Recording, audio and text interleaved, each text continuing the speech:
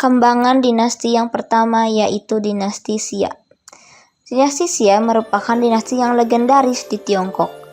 Dinasti Xia juga merupakan dinasti pertama yang tercatat dalam catatan sejarah agung dan sejarah bambu. Adapun dalam buku sejarah Shangsu, hal tersebut karena dinasti Xia diketahui memiliki puluhan ribu upeti, yang berarti dinasti Xia ini adalah gabungan dari berbagai suku bangsa yang ada di Tiongkok. Menurut catatan legenda Tiongkok, dinasti Xia didirikan oleh Yu yang Agung atau dikenal dengan Yu yang Siwang atau Yu yang Besar.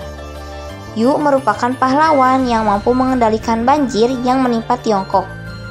Beliau menggantikan ayahnya Gun yang gagal dalam mengatasi banjir. Yu akhirnya mendapatkan kepercayaan dan Yu mulai memperbaiki cara dalam mengatasi banjir dengan berbagai cara. Salah satunya mempersatukan orang dari berbagai suku. Karena ketekunan dan kegigihan Yu dalam mengatasi banjir, Yu mendapatkan penghargaan di berbagai kalangan dan juga menjadikan salah satu faktor dari bersatunya berbagai suku. Kemudian karena itu, Yu diutus untuk memerintah, mengatasi banjir, serta mengatur masyarakat dari berbagai suku. Berdasarkan perhitungan Liu Xin, dinasti Xia berkuasa antara 2205 sampai 1766 sebelum Masehi. Sedangkan menurut sejarah bambu, dinasti ini memerintah antara 1989 sampai 1558 sebelum Masehi. Sedangkan menurut proyek Xia Zhangsu yang diselenggarakan pemerintah Tiongkok tahun 1996, dinasti Xia berkuasa antara 2070 sampai 1600 sebelum Masehi. Tanda-tanda dinasti Xia ini diketahui keberadaannya, yaitu dengan ditemukannya beragam tembikar dan kulit kerang yang diduga juga merupakan bentuk pendahuluan dari aksara modern. Dan juga arkeolog sekarang yang menghubungkan dinasti Xia dengan hasil-hasil ekspasi di Erlitou, Provinsi Henan. Ditemukannya perunggu leburan pada tahun 2000 sebelum Masehi. Adapun sistem politik dinasti Xia. Dinasti Xia memiliki sistem politik dengan menggabungkan dari beberapa suku yang berada di kawasan-kawasan Sungai Kuning menjadi bersatu dan berserikat, seperti suku Gao Tao, suku Dong, suku Xia, dan suku Shang. Pada masa pemerintahannya, dinasti Xia ini menggunakan sistem absolut, yaitu kekuasaan atas dinasti dikendalikan penuh oleh seorang raja. Gelar raja untuk seorang pemimpin masih diperuntukkan pada masa dinasti ini, dan berubah menjadi kaisar saat kekuasaan dinasti Qin. Dinasti Xia pertama kali dipimpin oleh Yu. Sistem seperti ini juga memiliki sebutan abdication, yaitu yang dipilih atas dasar kemampuan mereka, namun setelah raja tersebut turun, tahta akan digantikan oleh keturunannya. Selain sistem politik, ada juga kebudayaan dinasti Xia. Meski masyarakatnya masih primitif, dinasti Xia ini ternyata banyak menemukan kebudayaan yang cukup maju, yaitu dalam hal pembuatan irigasi, untuk sistem pertanian yang dimanfaatkan dari aliran air Sungai Kuning, sehingga tanaman masyarakat menjadi tumbuh, subur, dan terawat. Perkembangan dinasti yang kedua, yaitu dinasti Shang. Dinasti Shang merupakan dinasti kedua dalam sejarah peradaban Cina kuno. Menurut perhitungan Liu Xin, dinasti ini diperkirakan pertama kali memberikan pengaruh di daratan Tiongkok berkisar antara tahun 1760 sampai 1122 sebelum Masehi. Sedangkan menurut sejarah bambu, berkuasa sekitar 1556 sampai 1046 sebelum Masehi. Dan yang terakhir, menurut Xia Shangzhou, berkuasa sekitar 1660 sampai 1046 sebelum Masehi. Pada awal berdirinya, dinasti Shang ini ingin menggulingkan kekuasaan dari dinasti Xia, yaitu dengan bergabungnya Tang ke dalam suku Tang. Pada saat itu, dinasti Xia mengalami kekacauan dan gangguan dari luar terus-menerus setelah naiknya tahta Ji. Ji tidak merubah keadaan dinasti Xia menjadi lebih baik, sehingga membuat para bangsawan mulai melakukan pemberontakan sekitar tahun 1600 sebelum Masehi. Setelah menggulingkan dinasti Xia, Tang mulai mendirikan dinasti Shang dengan langkahnya yaitu memindahkan ibu kota ke kota provinsi Henan. Dinasti Shang mulai memperlihatkan pengaruhnya setelah berhasil mengalahkan dinasti Xia yang saat itu dipimpin oleh Ji. Tang adalah seorang penguasa lokal yang berhasil mengalahkan Ji sekaligus pendiri dinasti Shang. Setelah naik tahta, Tang membuat pemerintahan yang terorganisir sehingga berkembang dan menjadi dinasti yang lebih baik pasca pemberontakan terhadap Ji yang menjadi penguasa terakhir dinasti Xia. Dinasti ini telah berdiri cukup lama, terbukti dari telah adanya 31 raja dalam 17 generasi yang juga dibantu oleh menteri yang hebat yaitu bernama Yin dan Zhong Yuan. Adapun sistem politik dinasti Shang, sistem pemerintahan yang dipakai adalah otonomi daerah, yaitu warga dimintai upeti dari hasil panen dan sawah dari ladang ke istana. Selain itu, adapun kebijakan yang dipakai yaitu dengan memberikan hukuman kepada yang melakukan tindak kriminal, seperti perampokan, dijatuhi hukuman dengan dipotong tangan, pemerkosaan dijatuhi hukuman dengan dirajam, dan lain sebagainya. Dinasti Shang telah beberapa kali memindahkan ibu kotanya dan terakhir menetapkan ibu kotanya di daerah Yin dan juga melakukan ekspansi ke beberapa wilayah untuk memperluas wilayah teritorialnya sehingga mencapai puncak kejayaan pada saat dipimpin oleh Raja Wuding.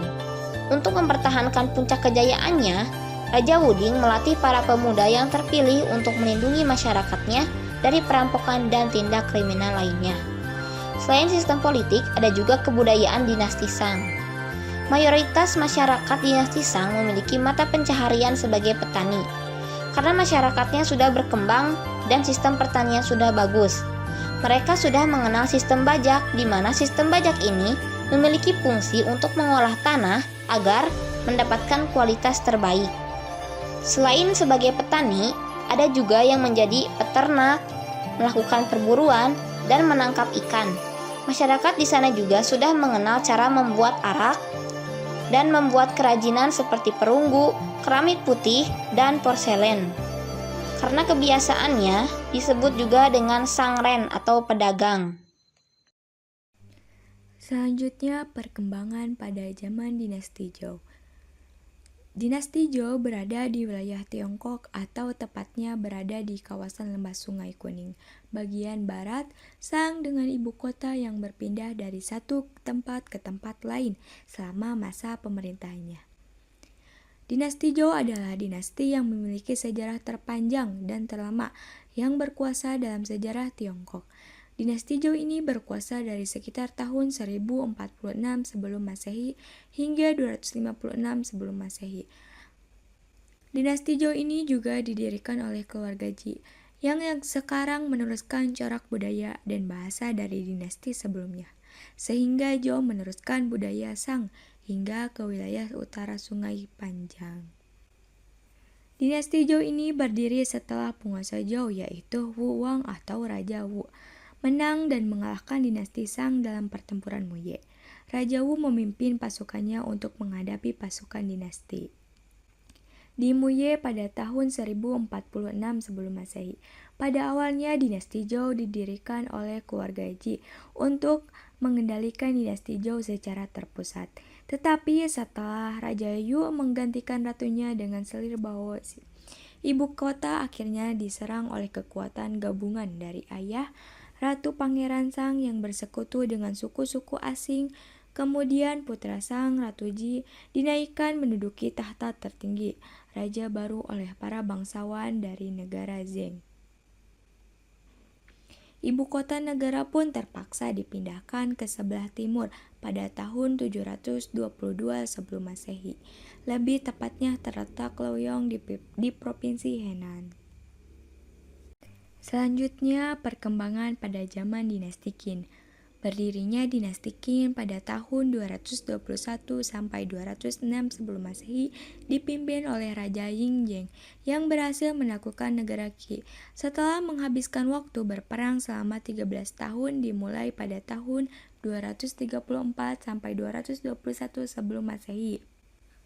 Raja Yingzhen berhasil mengalahkan negara lainnya, juga berhasil menyatukan wilayah-wilayah daratan negeri Cina. Sudah berhasil menyatukan wilayah Cina, Raja Yingzhen membangun sebuah dinasti baru, yaitu dinasti Qin, dan mengangkat dirinya sendiri menjadi kaisar dengan gelar Huangdi. Dan kemudian para penguasa Qin menyebut dirinya sendiri dengan sebutan Qin Shi Huang.